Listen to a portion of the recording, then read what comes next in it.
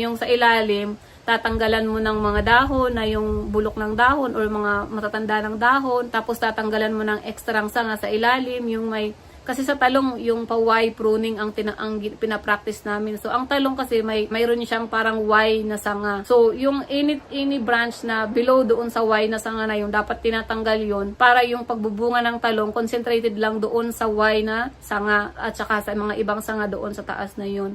So yung mga sanga sa ilalim, yung mga dahon sa ilalim nun, dapat tanggalin para hindi sila nakikipag-agawan ng sustansya doon sa bunga sa taas. Iba nanghihinayang kasi sayang ng ibubunga. Pero marami na po akong nakita ng mga vlogger na nagtatanim ng talong na ganun nagwa-Y pruning sila kasi nga subok na nila na mas marami ang bunga pag nag-Y pruning ka kaysa sa hindi ka mag-Y pruning. Tapos ang isa pa po nun, pag mag-spray ka na, kasi wala nang masyadong sanga, wala nang masyadong dahon sa ilalim ng talong, mas